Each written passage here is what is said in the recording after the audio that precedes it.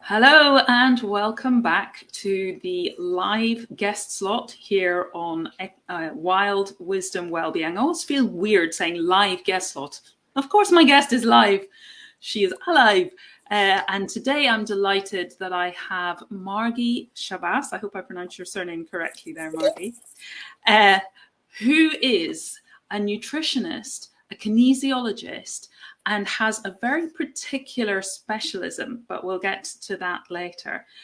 And we were just talking before coming live about all the different roles that you've done in your life, Margie, and how they all come together.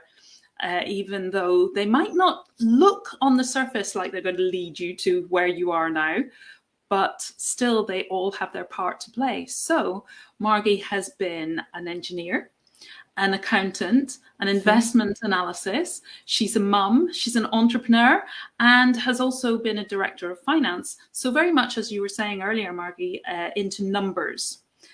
But if you would tell us what it is that you do now and what brought you to doing that.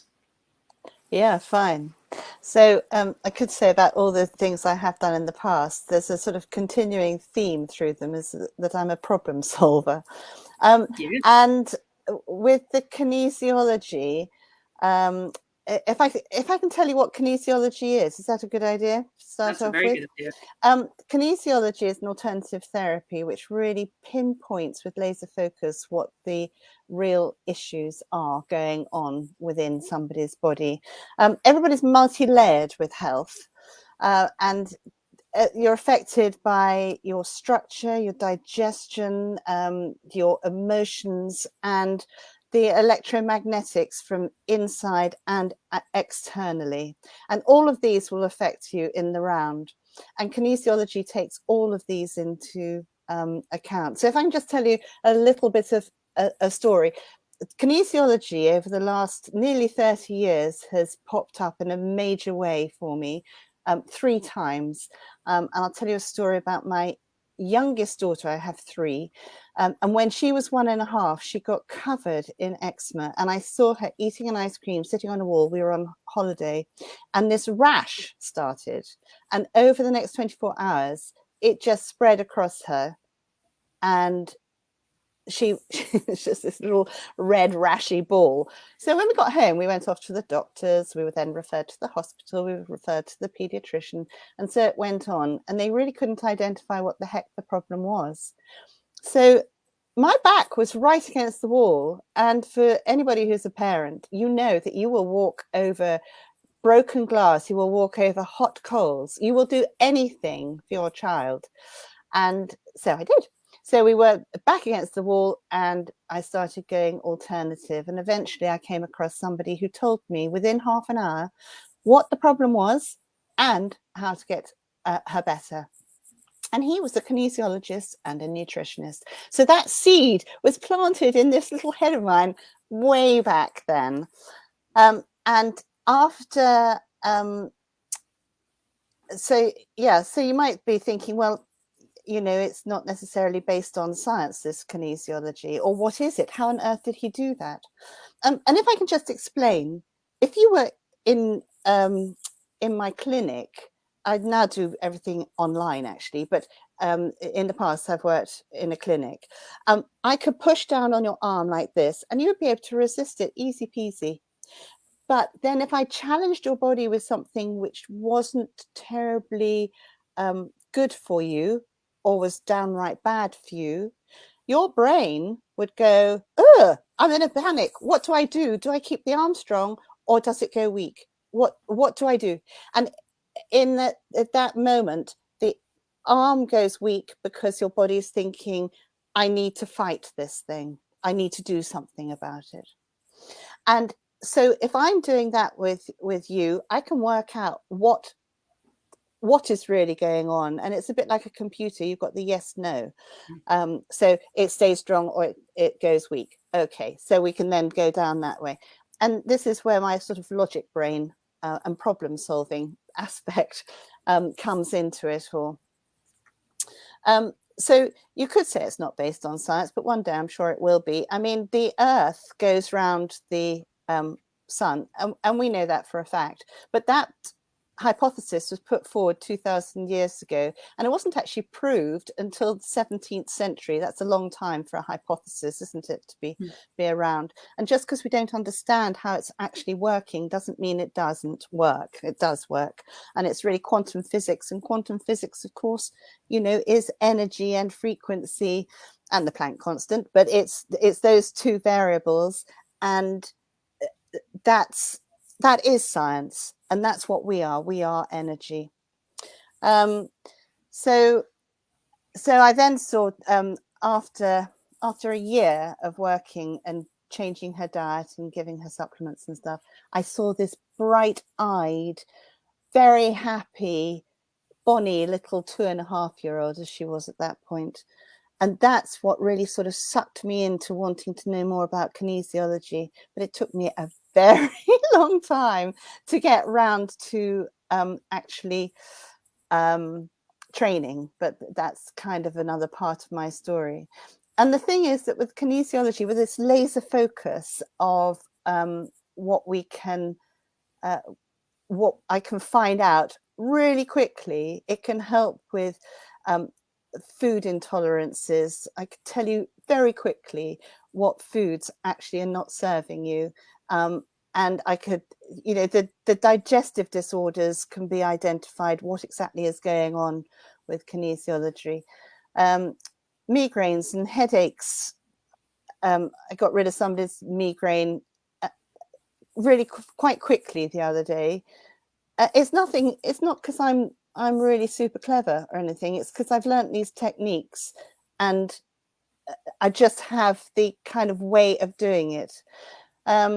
Skin problems, hormonal problems, fatigue. I mean, fatigue's a huge one, isn't it? For all sorts of people. There's so many things. In fact, I've got a huge, great big list here, and you can't even see the top of it or the bottom of it. But all those things could be helpful. But it is, excuse me, got a tickle. It is that thing of just knowing what questions to ask and knowing how to interpret what the body tells you, because the body doesn't lie. The body knows. It knows what it needs. It knows the things that aren't serving it. And when you know how to ask the questions and what questions to ask, you get those answers. So that's all that it is. It's asking the body, who knows. It's a very wise system, very biological system. And when we can ask the right questions, we get the right answers. It's like being a detective. You just need to know where to look and what questions to ask, and you'll get to the end result, the answer that you need. Yes. And one thing I forgot to say is that, just exactly as you're saying, Robin, you know, you've got your conscious mind and your subconscious mind. Your conscious mind is about 10% of you, and the subconscious is about 90%. And the fascinating thing about that is the conscious doesn't need to remember what the subconscious knows, but the subconscious, it's like a diary of everything. It's your own personal encyclopedia. And when I tap into you, when I'm doing this, I'm accessing the subconscious, which knows what's good for you, which knows what's not good for you, which knows when I applied the right correction for it, that is the right correction. And then it will be, and the correction might be a manipulation, or it might be a supplement, or something like that. You know, lots of different corrections. Depends what the issue is. Yeah. And in a sense, I guess the subconscious isn't just the mind, because we are, as you say, multi-layered. There's so much more to us than just the mind. So our conscious part is more the mind, and it's trying to work things out analytically, but it doesn't have the full information, because it doesn't have the same access to the body, the whole mind, body, spirit total of who we are. And it's that body wisdom, because we have our heart brain, our head brain, and our gut brain, and we have the muscle memory, and it's muscle testing, kinesiology.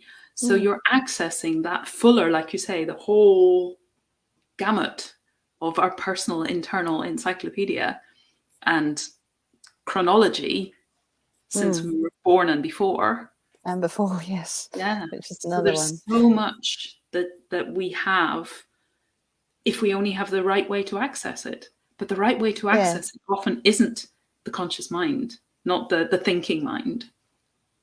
No, you would go to the doctor with one of these many complaints behind me, and you would tell them from your conscious mind, and you know, all the different parts. They're all joined up. So you know, so yeah, interconnected and interdependent. Very, very, yeah. So you were saying about your daughter, and you've discovered what she needed, what her body at that time, something was there that wasn't supporting her, but then she needed it to reduce, eliminate that, and bring in something that was more supportive. We had to cut out certain. So I'm sure she won't mind me telling you, but she had a leaky gut. Now, I then went back to the doctor and said, "Oh, I think she might have a leaky gut." And he went, "No, Mrs. Chavasse, please." No. So this is 27 years ago, probably. And now a leaky gut is common parlance. This is what I mean. Like, you know, we don't necessarily know how it's working at the moment, but in another 20 or so years, perhaps we will. So she had a leaky gut. So food particles were getting through the gut lining, which is only a 1 cell thick anyway. It should have a nice mucus layer on the inside of it, with your microbiome in it. But if those joints between the cells are too big, then you can see the holes between my fingers get too big, and then molecules which aren't properly digested food go through into the blood, and then the body sees them as something they need to do, as not healthy, so they try to isolate them, and then the body tries to get rid of them, and one of the ways is through the skin, hence the eczema, and it might be through the lungs, or it might be through poo, and so people might just get rather loose bowels or whatever. But the body tries to correct it, and it tries always to do what is best for it, given the circumstances that it finds itself in. I can't quite remember what the question was you asked me. That's kind of answering it as well, but adding more. What else she wanted to do. Yeah, so we had to take her off some things which were irritating the gut, and then we had to give her some supplements to help heal the gut. And once we did that, and once I really followed the rules, it's dangerous. A little bit of knowledge can be quite dangerous, but it's a hell of a learning curve. And then she got better, and she was just this bonny baby. Very, very happy. But it is wonderful that when we can find a way to access that wisdom, that it gives us the answers to why we're sick, but also how we can heal. And I love that the body does that. It knows what it needs. And when we find the way to tap into that, it lets us know what isn't working so that we can stop that or reduce it as much as possible. But it also lets us know, well, what do I need? What support do I need? So for your daughter, you know, whatever supplements or lifestyle changes or whatever that we can make that turns things around. And then all of a sudden we find ourselves well. And it's not just because of medications, it's because of the whole package of the changes that we make. And in the work that I do, it's very much about exploring that to support the body to get itself back to greater well-being. Because I love the fact that it holds that wisdom for us. And as you say, it's a learning curve. We've a lot of maybe steps to go along on the path, but each one has its place.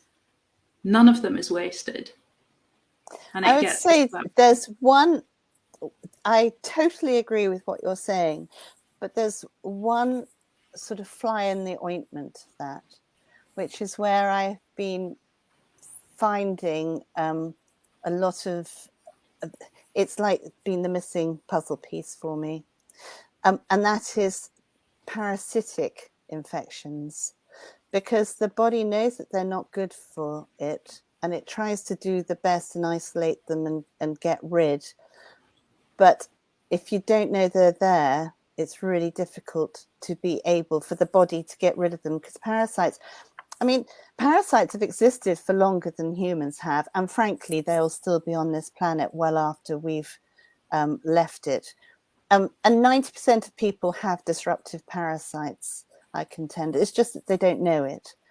And so can I tell you another story? Please do. You've started on the fascinating stuff. This is about my middle daughter, Jo.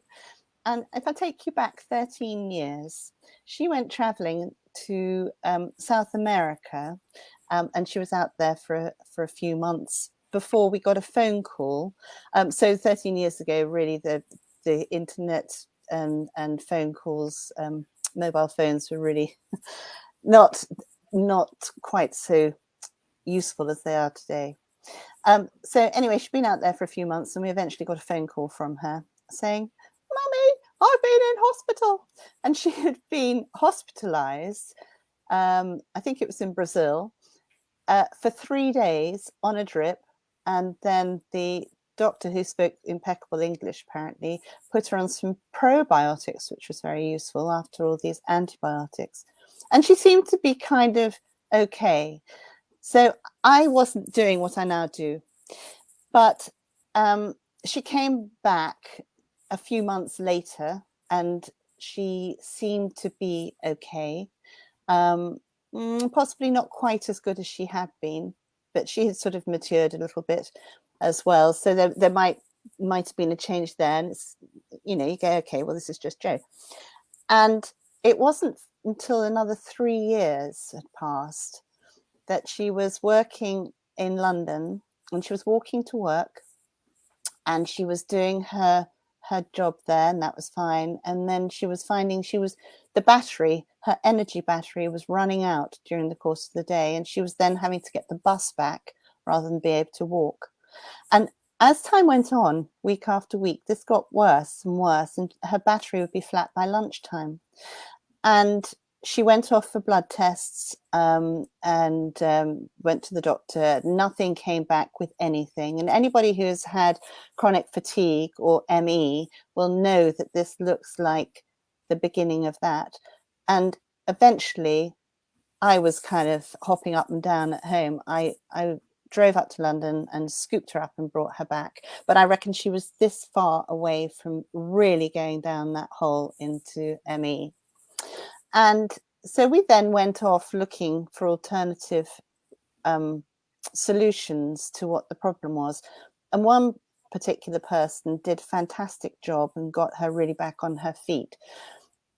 But still, she still wasn't quite right. She still wasn't quite right. And it was 12 years after she had been traveling that eventually, one way and another, we've been looking for solutions. She, I packed her off to a kinesiologist who does what I do. I can't deal with my own family. No, it's just not a good idea. Too close. Anyway, and this lovely lady went, parasites. And it was like, for me, it was like the scales falling away from my eyes. And I realized that this was the link that I had been missing with my own clients. And at that point, there was a step change in Joanna's health. And she was going back down like this, doing something quite stressy. And she's been climbing back out again, which is fantastic. But it was a huge change for me. And so then that made me go, I've got to learn more about this. And so I do. And with my kinesiology, I have these boxes here. You can see here, they're all test files of different frequencies of various things. And the red boxes are all parasites. There are thousands of parasites out there. And the thing is, you might be saying, well, if the doctor can't find them, ergo, they don't exist. They're not there. We're clear. And actually, these things do not lurk around in poo, pee or blood. And that's how we are sampled when we go to the doctors. And they might be picked up in those, but not necessarily. And if most of the time they won't be, way most of the time. So it's a very underestimated issue in our health. And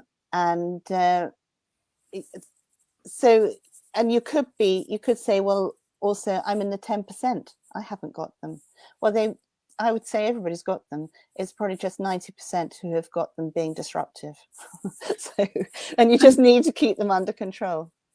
For me, I've learned that bacteria, fungi, viruses, parasites would, I guess, come into that as well. So all microbes and these tiny little beings, they're around in our environment. They're everywhere.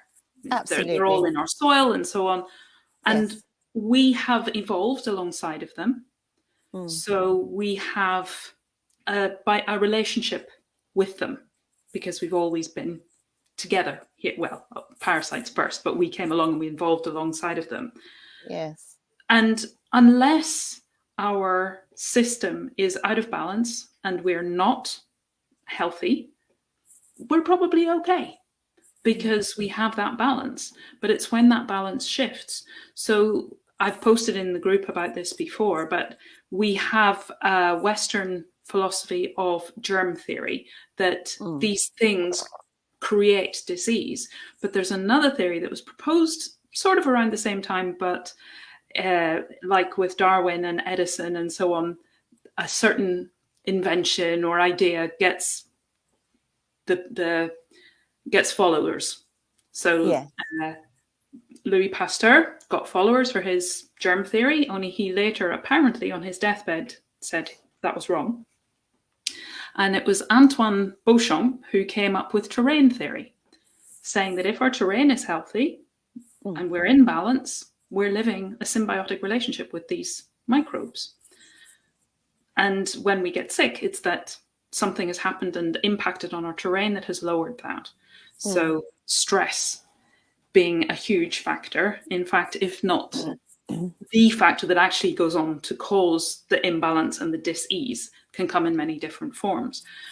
But it's interesting to look at it that way, that probably we do all have these things, but it's only when they start to get out of balance, like with our gut flora and fauna. You mentioned the gut biome.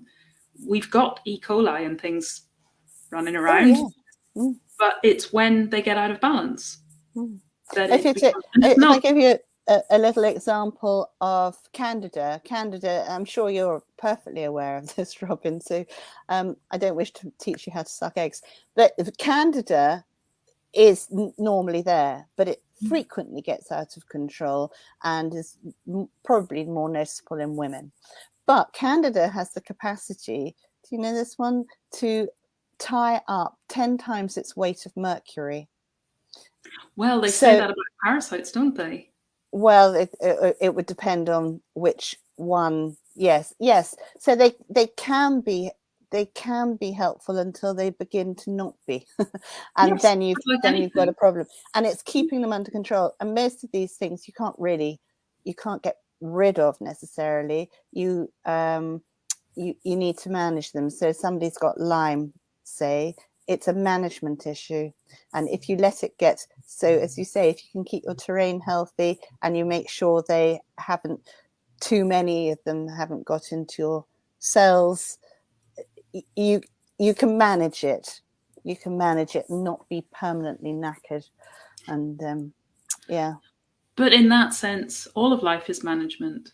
All of life is seeking to keep the balance, seeking to do all you can to support your terrain and your well-being and your vitality, so that you don't need to worry about all of this other stuff because you're healthy. But also when those other things rear their heads, there's a reason.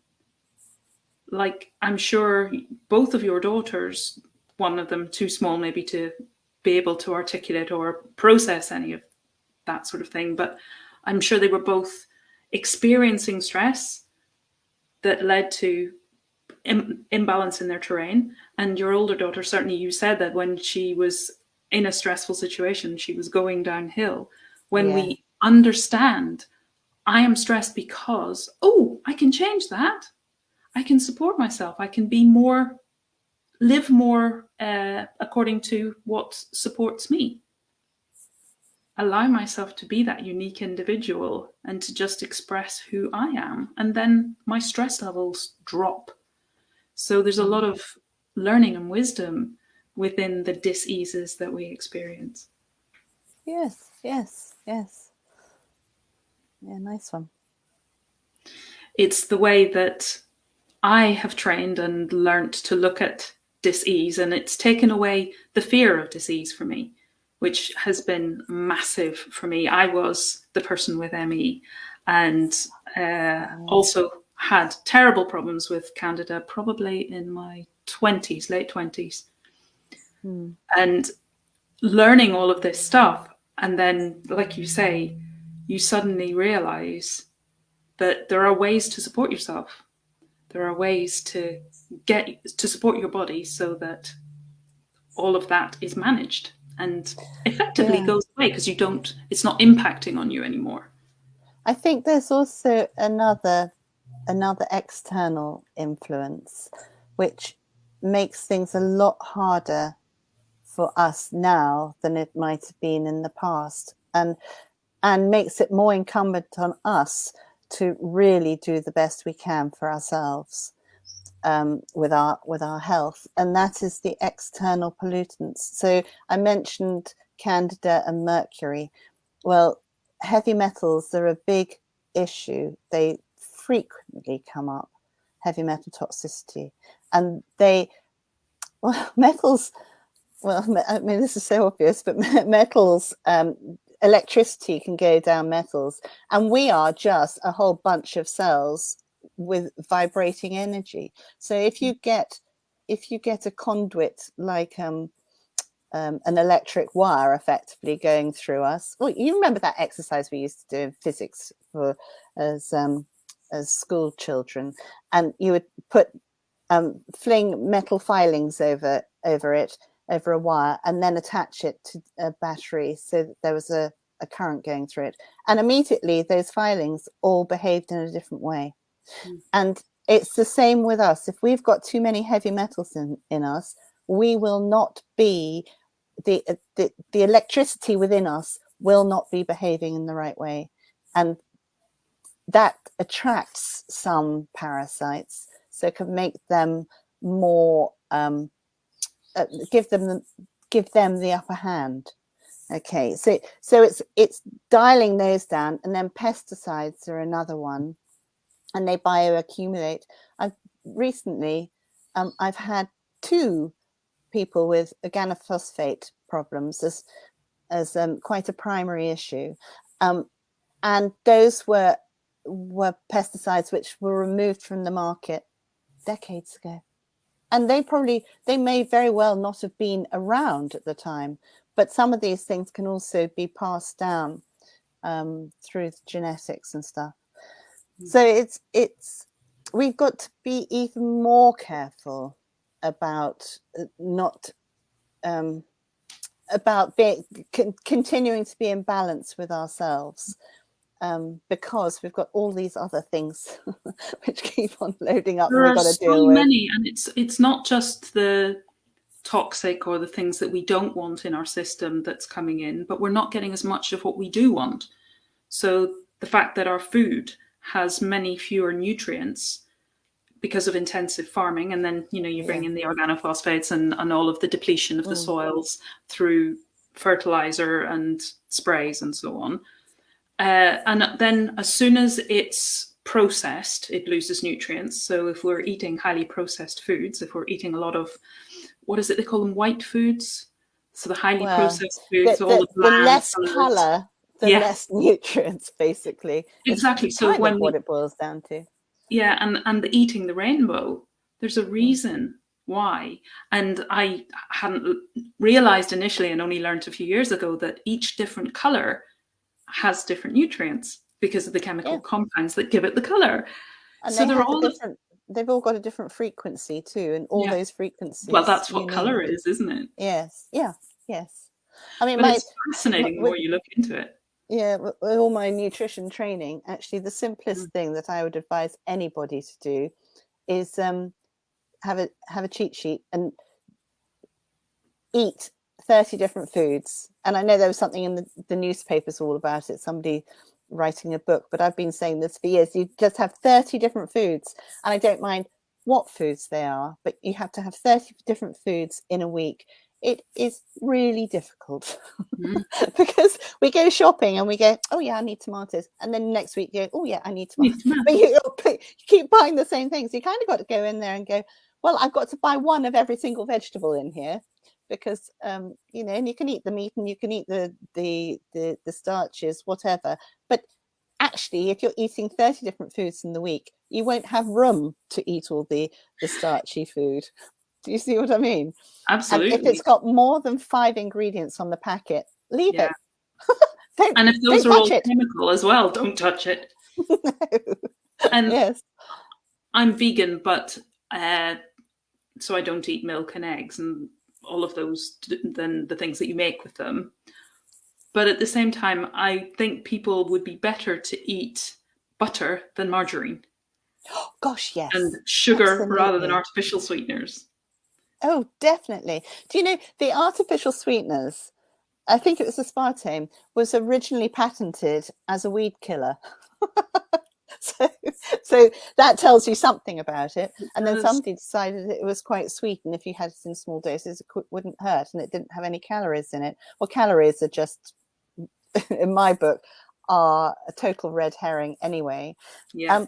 But so the sweetness on your taste buds sets off the insulin response. But actually, even more than that, the insulin response is triggered before you've even eaten the sweet thing. So it sees, your eyes see something which is sweet, and insulin starts being released. And insulin, so there's a lot about low carb diets, and I do a subsection of that one. I'd say low fast carbs, because fruit and vegetables are carbs, but you've got to major on those ones. Yeah, so you can get yourself a continuous glucose monitor, which you stick on your arm, and you're getting a reading the whole time for 14 days.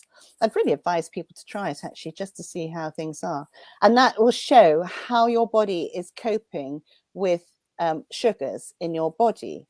And it should be between 2 lines, and suddenly it might go up, might go down.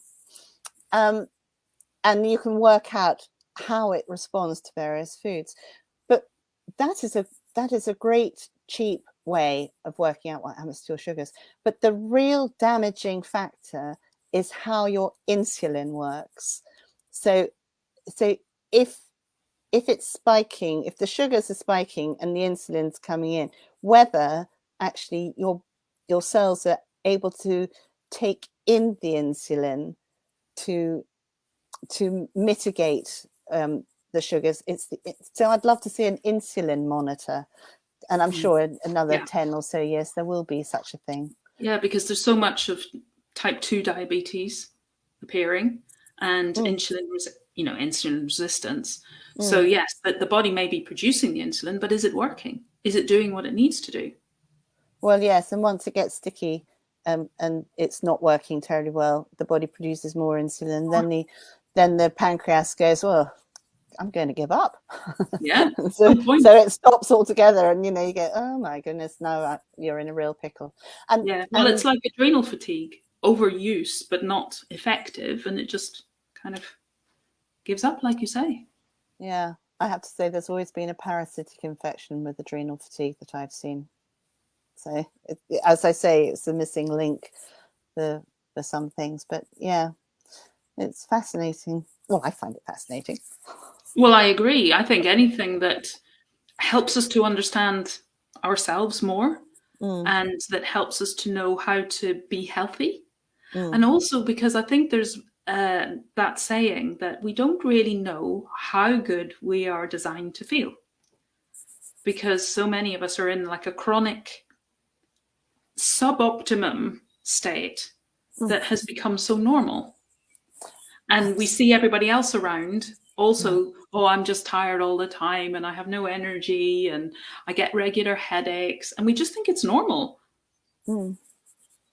And the amount of medication, whether that's over the counter or prescription, that people are on is quite alarming. I would totally agree. And it's such a shame.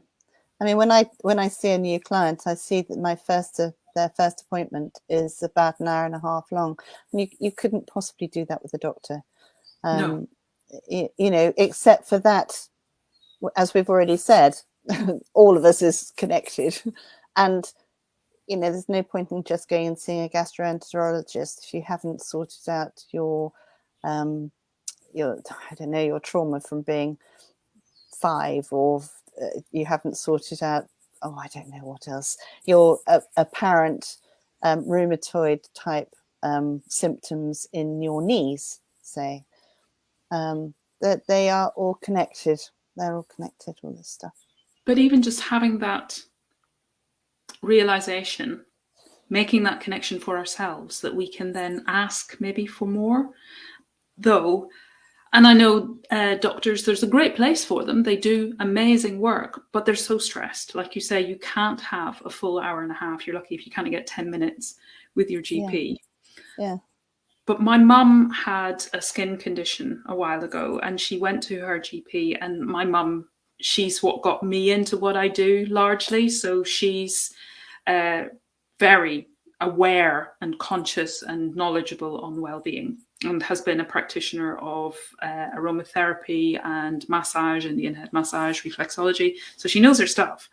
And she went to the doctor with this skin condition, and she said, I have been really, really stressed lately, and my diet probably isn't as good as it could be at the moment. Might that have any bearing? No. I mean, no. Yeah. I mean, daft, isn't it? But that's just that's the structure we have, and as you say, they're unbelievably fantastic with their dedication and what can be done. But I think the chronic stuff, it's so easy to just not feel as bouncy as you used to, and go, oh, I'm just feeling a little worn out, or oh, so it's just because I'm 10 years older. Well, I was going to say it's because of my age. Yes, and that's just such a I mean, there do seem to be things one can't roll back with age, but there's an awful lot one can roll back with you know, regardless of age.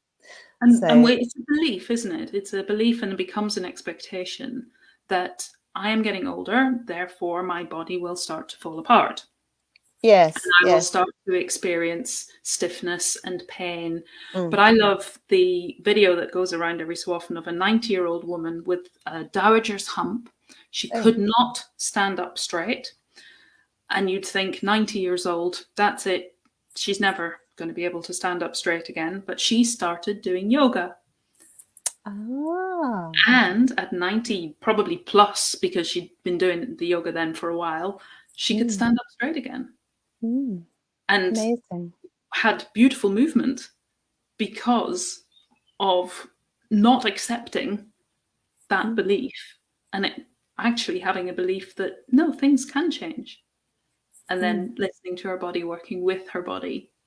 So I think it's the knowledge that we are multi-layered beings, the knowledge that we don't have to stick with the belief that we've been given, maybe that, oh, this is normal and it's just my age and there's nothing that can be done or whatever. There are options always.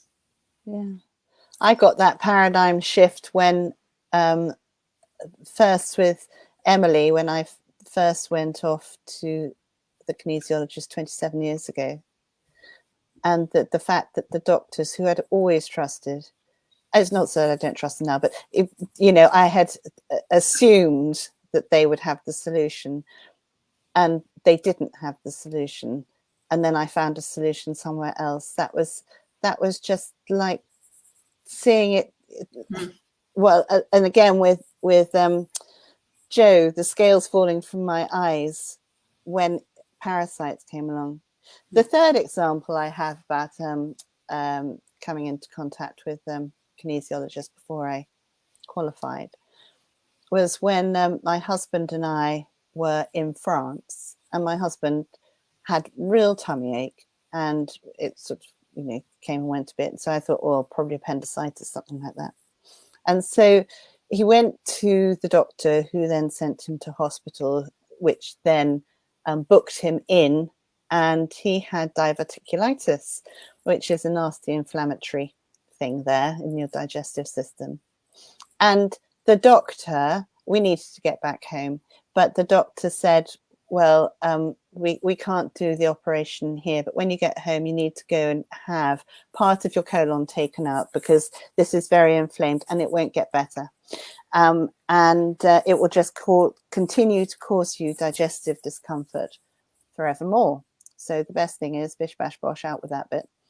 And we came home, and eventually I persuaded him to go to the kinesiologist I was going to. And she lay him down and did a bit of manipulation and a bit of whatever she did, and gave him a couple of supplements. 2 weeks later, he was as right as rain. And he wrote her the most glowing testimonial. But do you see what I mean? I mean, that would have cost, on a cost basis, that would have cost the NHS a lot of money to have done that operation. And then there would have been continuing health consequences of not having a complete digestive tract.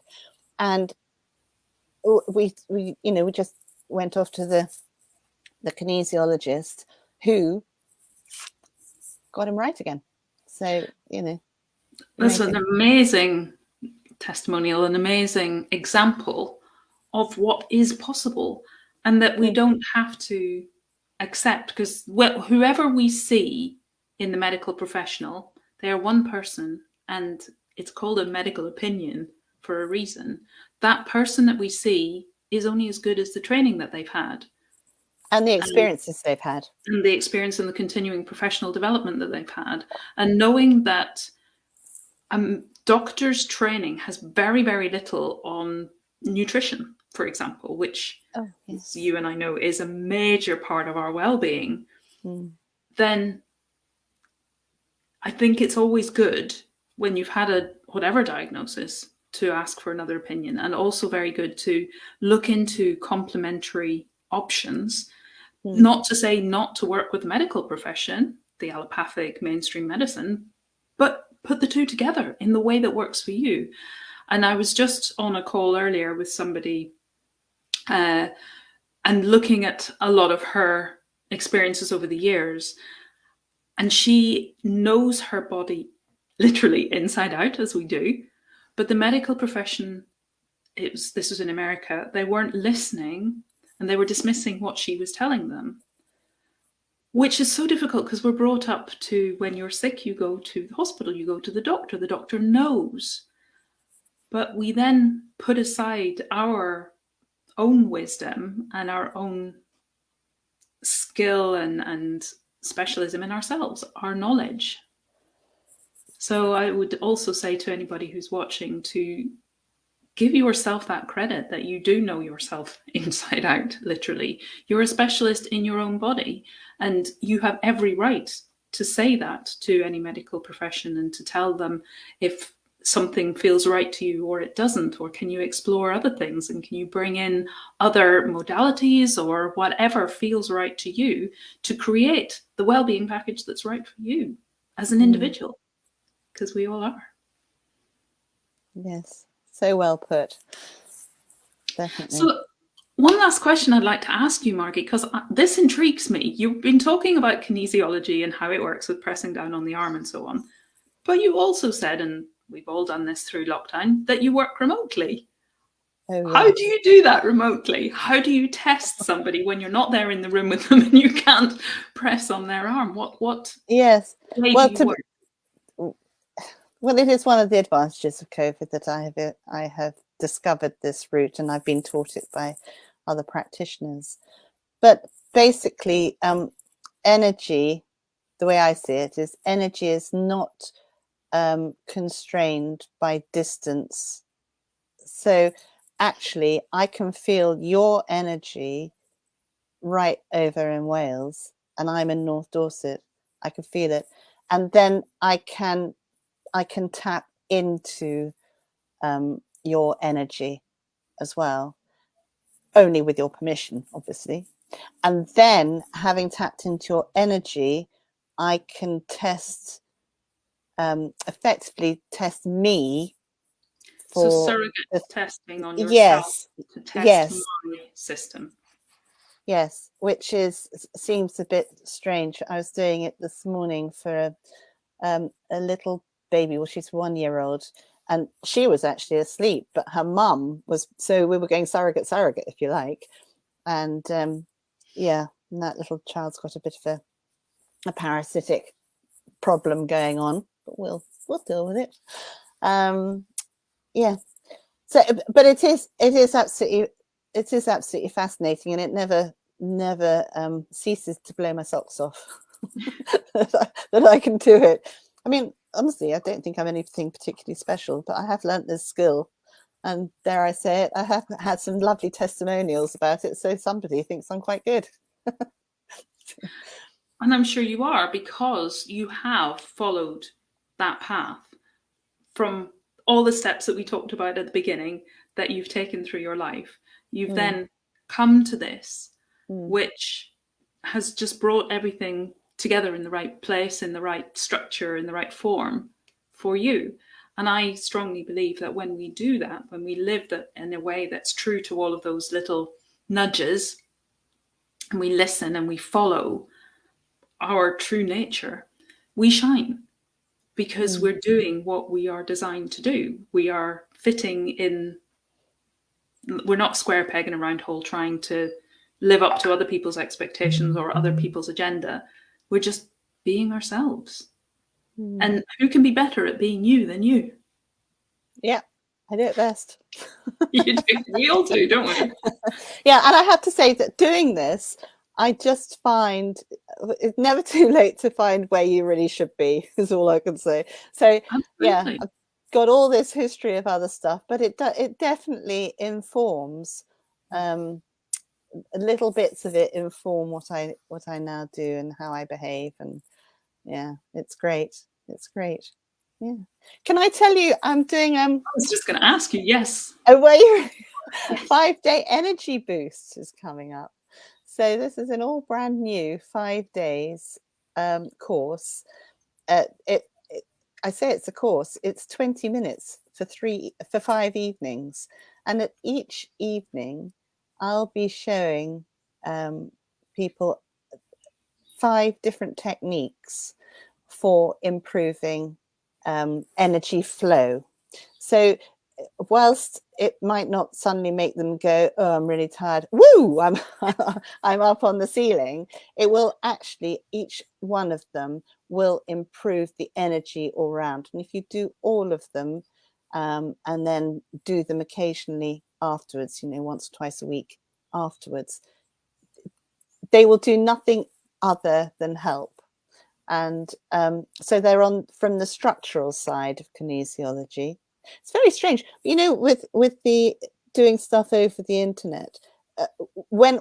If you were lying on my couch, I would be manipulating your legs in various ways, or pushing your arms in various ways to find out where the big problems are. But if I find, let's say you've got a digestive issue, and there's one of your valves is out in your digestion. I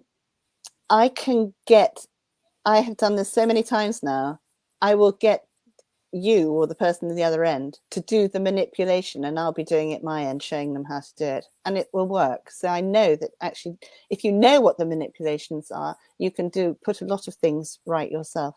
And this 5-day energy boost will teach 5 of those commonly applied techniques, ones that I find I use quite a bit, and I just think it will really benefit people. It's going to be at 7 o'clock in the evening, running from the 7th of November to the 11th of November, and I'll be recording it as well, like you do.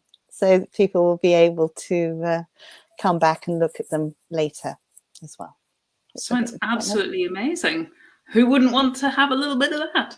So where can people find out more? How can they register? How can they follow you? Great question. Thank you. If they go to my website, there's a page on there that they can register on. And my website is www.nrg, like on my tag on here, with a hyphen and then nutrition.com. Or if you put in Margie Chavasse, you'll probably find my website there. I'm also on LinkedIn, if anybody else is on LinkedIn, and I'd be delighted if you would like to follow me on that. That would be great.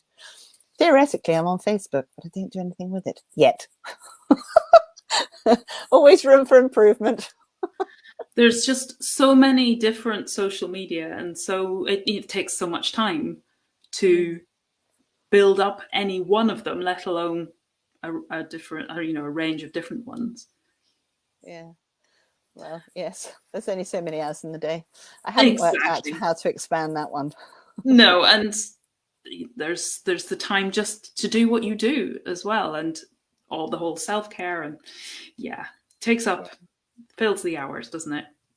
But Margie, thank you so much for being such a wonderful guest on our guest slot, and for sharing such amazing information and lots of little insights that maybe people have never considered before. And that program that you're running in November sounds absolutely awesome. I'm going to hop off now and take a look. Thank you very much, Robin. It's been an absolute pleasure to be with you. And it's been just like we've been sitting in the same room with a cup of tea. It's lovely. Thank you. So thank you very much for watching. If you've been watching us live, that's wonderful. If you're watching the replay, that's brilliant. If you would just stick in a hashtag replay to let us know that you are watching. And also, if you have any questions from what Margie and I have been talking about today, then just pop the question either below here on Facebook, or contact Margie directly. I will be posting her contact details below this, and if you're watching on YouTube or listening to the podcast, it'll be on the show details as well. So thank you very much, and have a wonderful weekend. Bye for now. Bye.